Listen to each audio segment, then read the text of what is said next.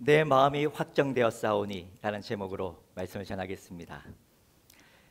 2주 전 행복 비타민 축제가 있었습니다. 혹시 여러분들 이날 설교 찬양으로 뭘 불렀는지 기억나십니까? 목사님은 내려가시고 다들 아시는데 마음속으로만 대답하신 거죠? 예, 행복 비타민이라는 이 축제 제목에 걸맞은 행복이라는 곡이었습니다.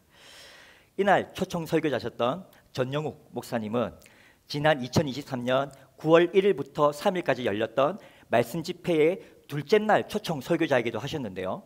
그때도 목사님은 행복하려면 이란 설교로 제목으로 설교하신 후 행복을 선곡하셨습니다. 이처럼 행복을 주제로 한 설교나 찬양은 교회에 처음 나오신 분들이 복음을 받아들이고 신앙의 길을 선택하게 하는데 효과적인 디딤돌 역할을 합니다. 왜냐하면 여기 계신 모두가 알고 인정하고 바라다시피 행복은 우리 인생에서 아주 중요한 주제이기 때문입니다. 그래서인지 행복이라는 곡도 성도들에게 많은 사랑을 받는 것 같고 우리 중에도 이 노래를 좋아하시는 분들이 많은 줄 압니다. 그런데 한편으론 행복을 주제로 한 모임이나 설교나 찬양이 기존 성도들과 교회를 처음 방문한 분들에게 행복하려고 예수 믿는 거구나, 예수 믿으면 무조건 행복해지는 거구나 라며 마치 행복만이 신앙생활의 최종 목표일 거라는 오해와 착각을 심어줄 수 있다는 찝찝한 염려가 늘 마음 한켠에 있습니다. 보통 우리는 들었던 설교 내용보단 불렀던 찬양 가사를 더 잘 기억하고요, 그마저도 익숙치 않은 설교 내용이나 찬양 가사를 기억하려 할 땐 그때 불렀던 중요한 문장이나 단어를 먼저 떠올리게 되잖아요.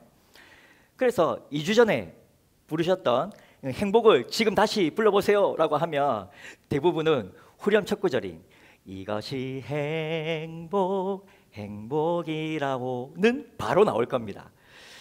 하지만 그 행복을 설명하는 이것들에 대한 가사는 잘 떠오르지 않거나 헷갈리실 겁니다. 자, 전체 가사가 이렇습니다.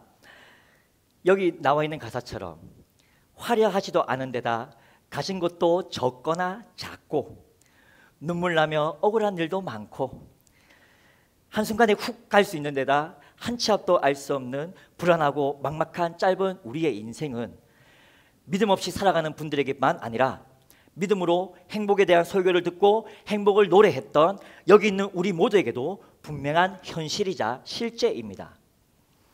그럼에도 우리가 이 노래를 부를 수 있었던 이유는 불리함, 불합리함, 불충분함을 경험했던 그 순간에 진짜 행복감을 느껴서라기보다는 시간이 지나 뒤돌아보고 깨달았다든지 또는 하나님을 사랑하고 하나님의 뜻대로 부르심을 받은 내게 일어난 모든 일을 그리스도 예수 안에서 결국 유익이 되게 하시고 선으로 이루시는 하나님 아버지의 사랑이 내게 불리하고 불합리하고 불충분했던 조건들을 반전시키고 역전시키셔서 결국 나의 행복이 되게 해주실 것을 믿고 간절히 소망했기 때문에 부를 수 있었던 겁니다. 이처럼 우리는 믿음, 소망, 사랑 안에서 행복을 바랄 수 있고 기대해도 됩니다. 하지만 성경이 곳곳에서 가르치는 것처럼 예수님을 제대로 바르게 믿으려는 신앙인은 행복만이 아니라 환난과 인내와 연단도 반드시 함께 있다는 사실을 알고 있습니다. 사랑하는 다음 가족 여러분, 우리는 행복만을 위해 믿음을 선물로 받은 게 아닙니다. 우리 믿음의 최종 목적지는 오직 행복이 아닌 오직 예수요, 그분을 통해 받은 구원과 그분의 성품을 닮아가는 삶입니다. 그 삶 속에서 믿음과 현실, 행복과 고난, 자신의 유익과 타인의 유익 앞에 하나님이 주신 이 겨자씨만한 믿음으로 저울질하고 고민하고 갈등하고 양심으로 피 흘리기까지 싸우면서 끝내 믿음의 길을 선택하려고 몸부림치는 모습이 우리의 신앙생활의 실제입니다. 오늘 본문은 이러한 신앙의 현실과 실제를 지금으로부터 약 3000년 전에 먼저 경험했던 한 사람이 환난과 위기와 절망 중에도 끝내 믿음을 선택하여 하나님을 찬양한 시입니다. 주신 말씀을 살펴보는 가운데 성령의 감동하심이 우리 각자에게 필요한 영혼의 양식과 마음의 결단과 삶의 지혜를 충만히 채워주시길 예수님의 이름으로 축원합니다. 자, 그럼 먼저 본문의 시의 정보가 기록된 표제를 살펴봅시다. 괄호 안에 있는 것을 표제 또는 소제목이라고 부르는데요. 여기 보니 먼저 다윗의 믹담시라고 되어 있습니다. 여기에서 이 시의 저자가 다윗임을 알 수 있고요. 믹담의 정확한 뜻은 아직 밝혀지지 않았습니다. 하지만 보통은 금처럼 귀한 시 또는 황금시라고 해석합니다. 그래서 성경에 믹담시라고 기록된 다윗의 시편 16편과 56편부터 60편까지의 이 다윗의 시들을 다윗의 걸작품이라고 부릅니다. 두 번째로 인도자를 따라 알다스헷에 맞춘 노래라고 되어 있죠. 여기서 알다스헷은 음악에서 밝은 느낌의 장조와 어두운 느낌의 장조를 구분하는 것처럼 어렵고 힘든 고난 중에 하나님께 도움과 구원을 요청하는 이 시의 분위기에 맞게 인도자를 따라서 노래하거나 연주하라는 음악 용어입니다. 세 번째로 다윗이 사울을 피하여 굴에 있던 때에 라고 적혀 있습니다. 이는 다윗이 이 시를 쓰게 된 배경을 말합니다. 다윗은 사울 왕을 피해 아둘람 굴과 엔게디 굴에 숨었던 적이 있었는데요. 본문의 표현을 봤을 땐 엔게디 굴에 더 무게가 실립니다.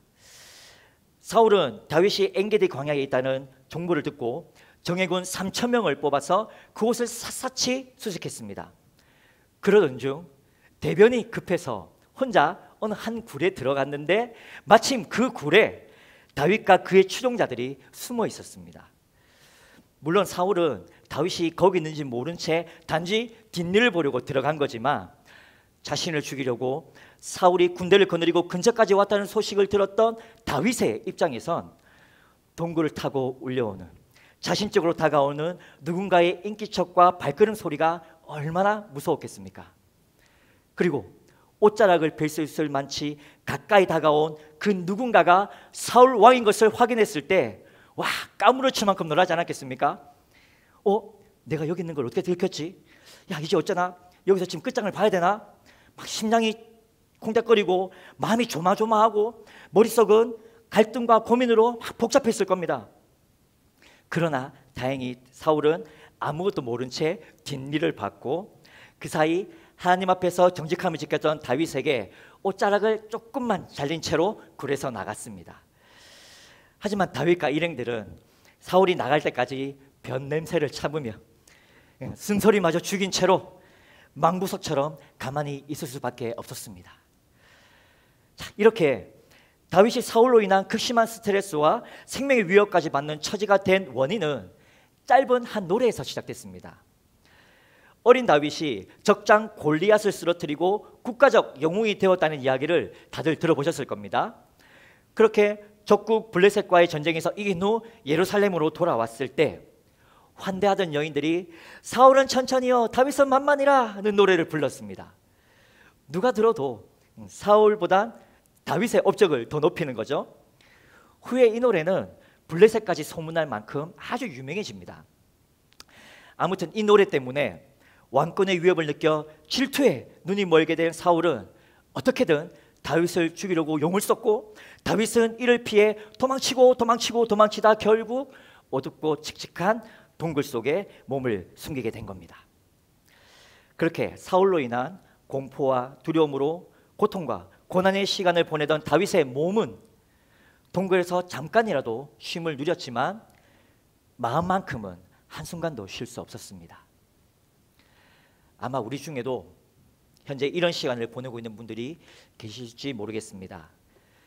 지금은 예배 자리에 나와 아무렇지 않은 표정과 편안한 몸으로 앉아 있지만 개인의 문제, 또 가정의 문제, 교회의 문제, 직장의 문제, 관계, 물질, 건강의 문제 등등등등 내게 불리하고 불합리하고 불충분한 상황 때문에 바람잘 날 없는 공포와 두려움과 걱정으로 두근두근거리고 조마조마하고 걱정과 고민과 갈등으로 마음의 여유와 쉼을 누리지 못하는 분들이 계실 겁니다.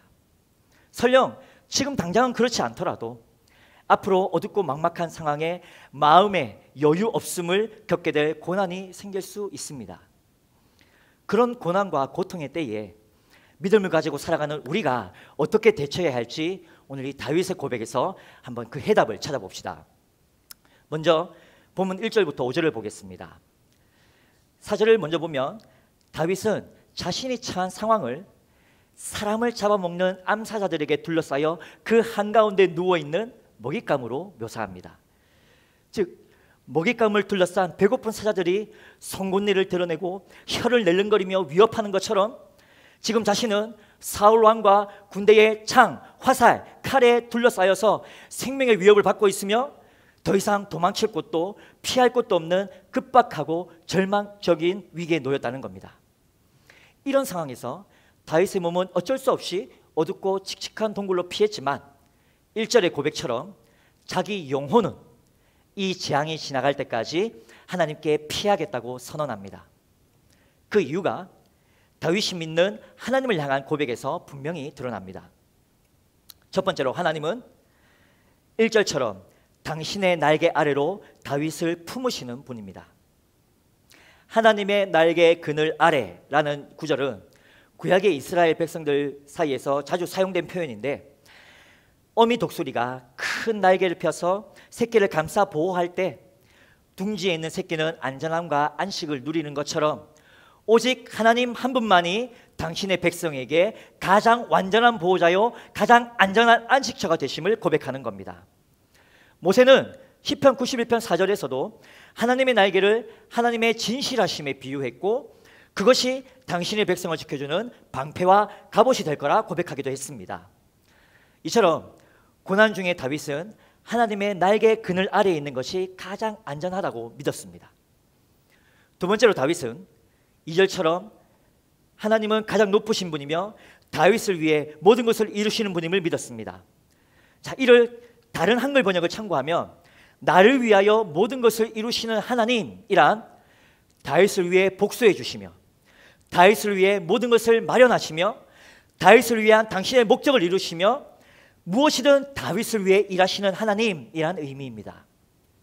이처럼 고난 중에 다윗은 하나님의 날개 그늘로 피해 철저히 내 편이 되어주시고 지원과 지지를 아낌없이 보내주시는 만물의 주권자 하나님을 믿음으로 고백합니다. 세 번째로 다윗에게 하나님은 3절처럼 하늘에서 인자와 진리를 보내사 눈에 불을 켜고 다윗을 죽이려고 달겨드는 원수들의 비난과 조롱에서 구원해 주실 분이십니다.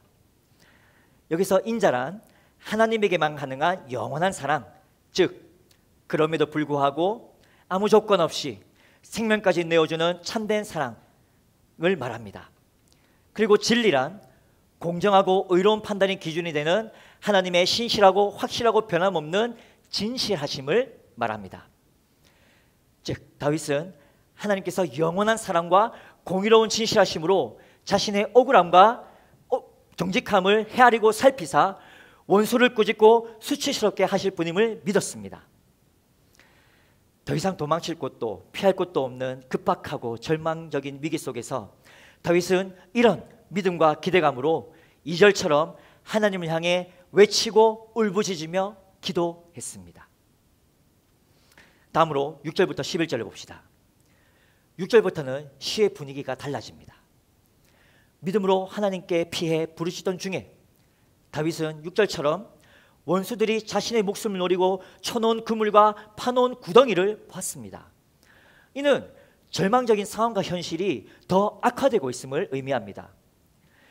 믿음으로 하나님께 피해 부르짖으며 기도했는데 기도 중에 이렇게 하면 도망갈 수 있겠다, 저렇게 하면 피할 수 있겠다 싶은 뭔가 뾰족한 수라도 떠오를 줄 알았는데 그게 아니라면 예상치 못한 도움의 손길이라도 어디서 짠 하고 나타날 줄 기대했는데 여차하면 죽음을 각오해서라도 돌파를 했던 유일한 그 피난길조차 막혀버린 현실을 보니 마음이 너무너무 괴롭고 기력이 꺾여버려서 영원히 억울하다고 표현합니다.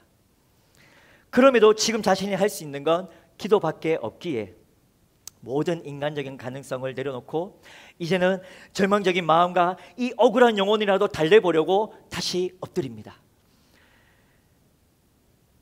그렇게 변하지 않는 상황과 자신의 내면의 고통을 붙들고 씨름하며 기도하던 중 자신을 죽이려고 원수들이 파놓은 그 함정에 오히려 원수들 스스로가 빠지는 걸 내다보는 놀라운 일이 생깁니다.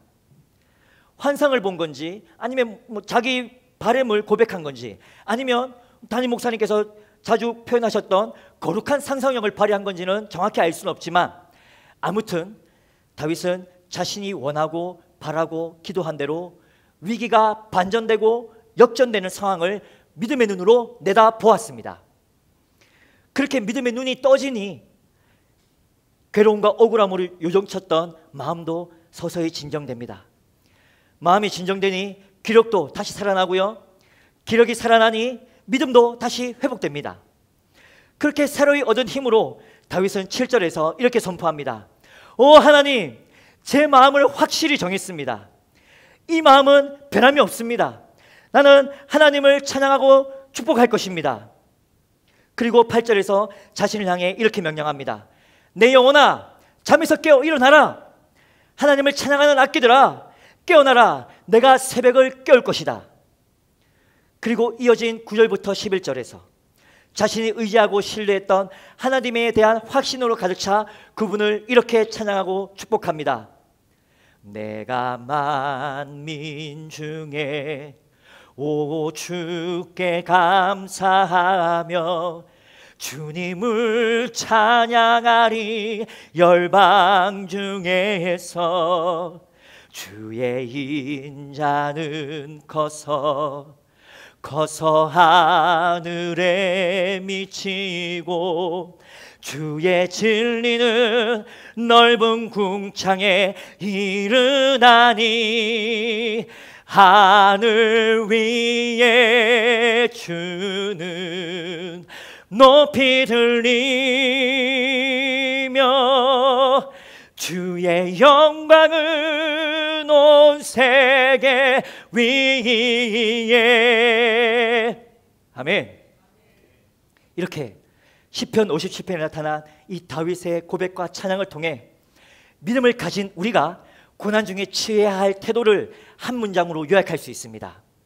바로 7절의 고백처럼 마음을 확정하는 것입니다. 다윗은 하나님을 부르며 자기 마음을 확정한다고 2번이나 고백했습니다. 그만큼 무언가에 대해 마음을 단단히 먹고 결정했다는 뜻이죠. 그런데 킹 제임스 버전 영어 성경은 이 확정하다를 fix로 번역했습니다. fix는 동사일 때 흔히 날짜나 시간 등을 정하다, 어떤 것을 움직이지 않게 고정시키거나 박다라는 뜻으로 사용됩니다. 요즘 실생활에도 주중전도는 화요일, 이번 주 화요일 오후 3시 30분으로 픽스하겠습니다 라던가, 야 요거 움직이지 않게 요쪽 벽에 잘 픽스해놔 라는 것처럼 종종 사용하는 표현입니다.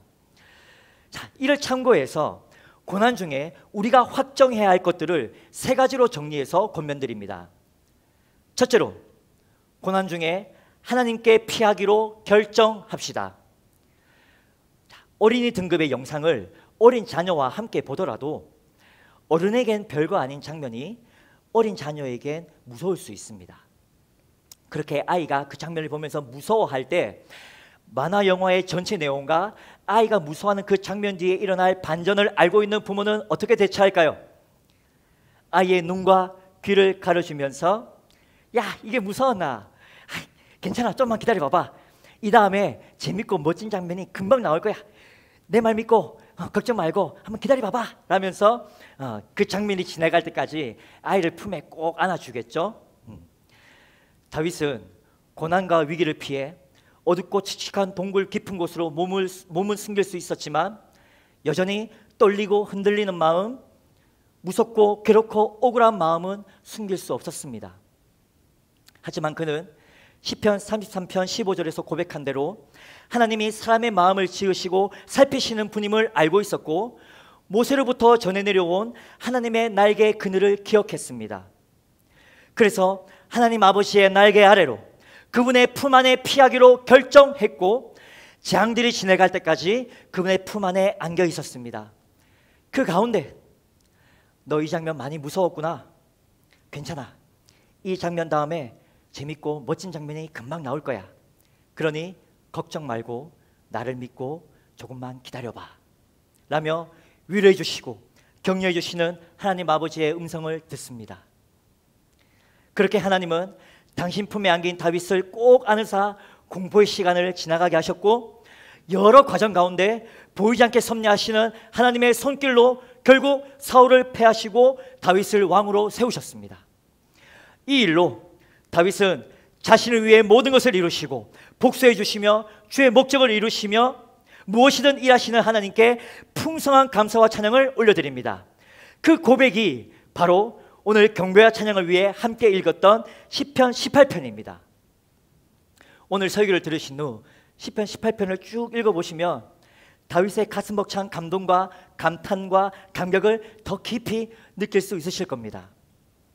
사랑하는 다음가족 여러분, 지금 겪고 있는 또는 앞으로 겪게 될 고난과 고통 중에 마음이 흔들리고 괴로울 때 하나님께 피하십시오. 하나님의 날개 그늘 아래 아버지의 품 안에 피하기로 픽스하십시오.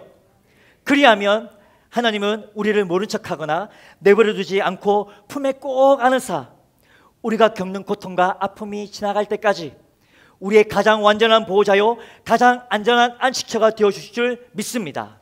아멘. 둘째로, 고난 중에 기도와 찬양을 위한 시간을 정합시다. 비신앙인들은 예수쟁이들이 어려움을 당할 땐 당연히 기도할 거라고 흔히 생각할 수 있죠. 하지만 많은 신앙인이 각양각색의 고난에 마음이 휘둘릴 때 힘들다 하면서도 생각보다 기도 자리에 나아가지 않는 것 같습니다. 그 이유가 여러 가지가 있겠지만 그중 자기 연민이 큰 비중을 차지한다 봅니다. 우리는 힘든 일을 겪을 때 자신에게 보상을 주고 싶어 합니다. 그래서 자신을 위로하고 달래줄 손쉽게 얻을 수 있는 보상을 기대하거나 때론 더 어긋난 행동으로 내 삶에 딱히 도움도 안 되고 오히려 파괴적일 수 있는 달콤함을 추구할 때도 있습니다. 이것이 바로 인간의 본성 중 하나인 자기 연민입니다. 이 자기 연민에 빠지면 문제나 고통을 붙들고 씨름하는 걸 싫어하게 되고 결국 피하게 됩니다. 그렇게 자기 문제와 고통에 무심해지면 자기 영혼은 끝내 잠들어 버립니다. 따라서 영혼이 잠자고 있는 사람에게 필요한 건 고통을 덜어주는 진통제나 안정제나 마취제가 아니라 우리의 영혼을 깨우는 기상나팔, 바로 기도입니다. 다윗이 자기 영혼을 향해 깨어나라고 명령한 이유가 바로 여기에 있습니다. 고난 중에 있는 자신의 고통에 대해 무심하게 나태하게 잠들려는 자기 연민으로부터 벗어나 기도하려면 새벽을 깨워야 합니다. 이 말은 새벽기도 나오라는 게 아닙니다. 새벽을 깨워야 합니다. 이 말은 다윗이 구체적으로 새벽이라는 시간을 정해서 하나님 앞에 나아가겠다고 선언한 것처럼 우리의 시간 중 구체적인 기도 시간을 분명히 정하라는 겁니다. 요즘 뉴스에서 음식점에 단체 예약을 한 후에 나타나지 않는 노쇼 사건이 자주 보도되고 있죠.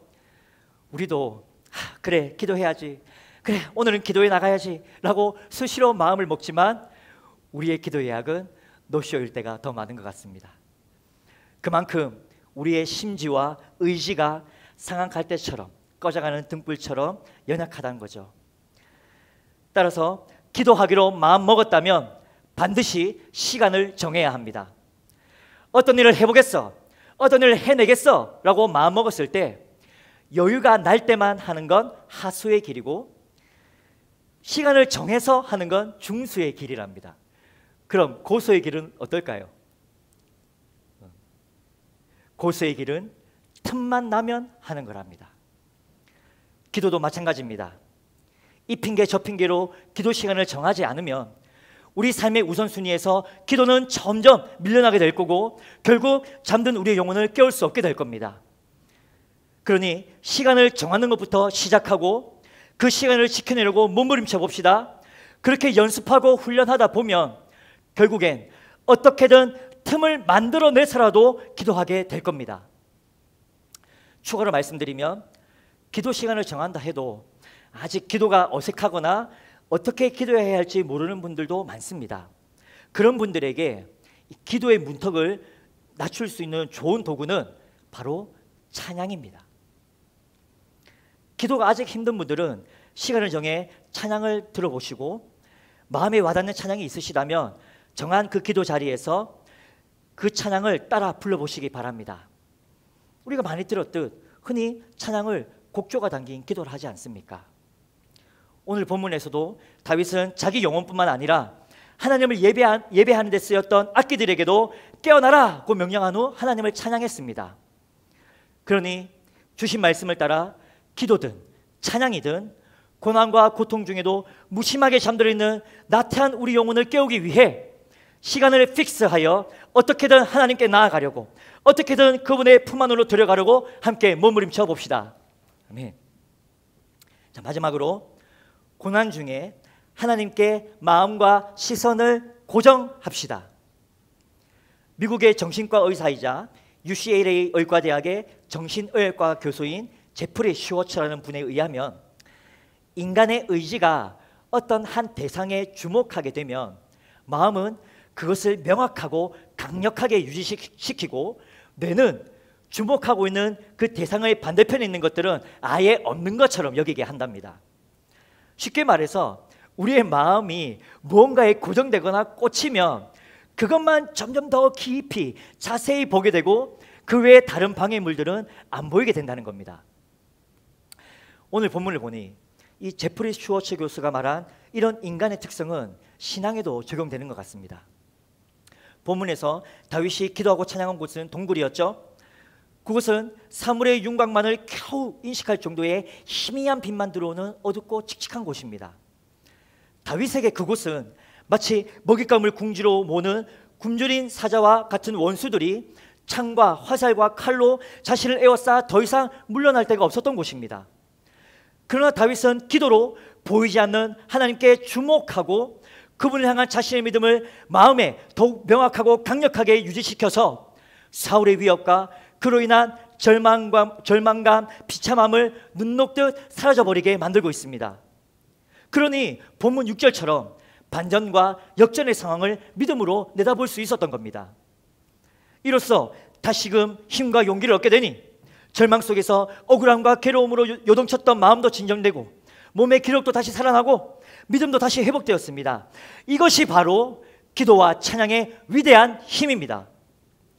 사랑하는 다음가족 여러분, 우리가 캄캄한 동굴과 같은 고난 중에도 기도와 찬양으로 하나님께 마음과 시선을 픽스할 때 하나님은 사랑과 진실하심으로 그 빛으로 우리를 비추시고 어둠은 압도당하듯 사라지게 하실 겁니다.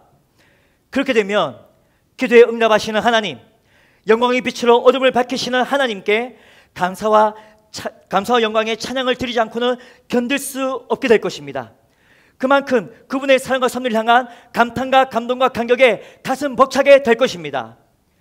부디 어떤 상황을 만나도 믿음의 눈을 들어 날개를 펼쳐 품으시는 하나님, 나를 위해 모든 걸 이루시는 하나님, 사랑과 진실하심으로 나를 헤아리시고 살피시는 하나님을 바라보면서 어둠을 물리치사 고통 중에도 믿음과 소망과 사랑을 더하시는 우리의 좋으신 아버지 하나님께 감사와 영광의 찬송을 풍성히 올려드리는 우리 다음 가족 모두가 되기를 예수님의 이름으로 온마음을 다해 축원합니다.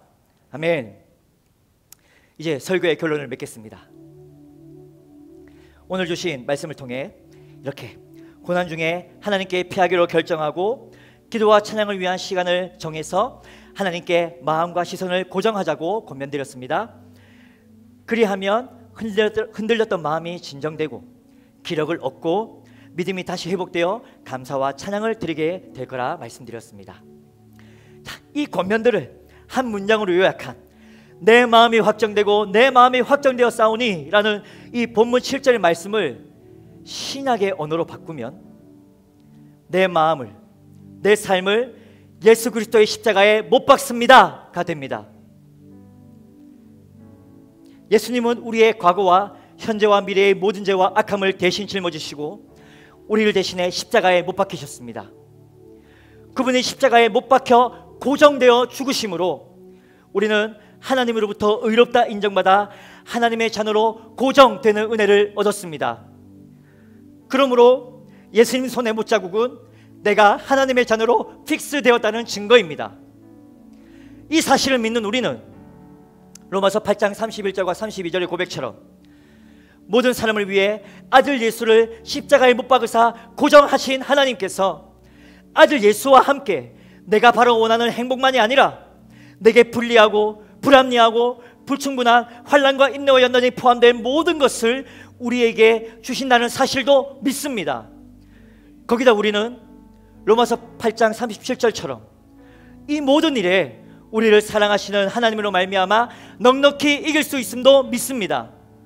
그러므로 약속하신 하나님의 말씀을 의지하여 다 함께 38절과 39절을 함께 선포해 보시겠습니다. 시작. 내가 확신하노니 사망이나 생명이나 천사들이나 권세자들이나 현재일이나 장래일이나 능력이나 높음이나 깊음이나 다른 어떤 피조물이라도 우리를 우리 주 그리스도 예수 안에 있는 하나님의 사랑에서 끊을 수 없으리라. 아멘. 이렇게 말씀을 통해 우리에게 약속하신 하나님은 신실하신 분이십니다. 그 하나님의 신실하심 안에서 우리의 마음과 우리의 삶을 십자가에 단단히 픽스하여 고난에 흔들리지 말고 우리가 고백하는 예수 십자가 소망을 굳게 지켜 어떤 상황에도 하나님께 피하기로 결정하고 기도와 찬양의 시간을 정해 하나님께 마음과 시선을 고정하며 살아가기로 지금 이 시간 마음을 확정하는 우리 모두가 되기를 예수님의 이름으로 온 마음을 다해 축원합니다. 아멘.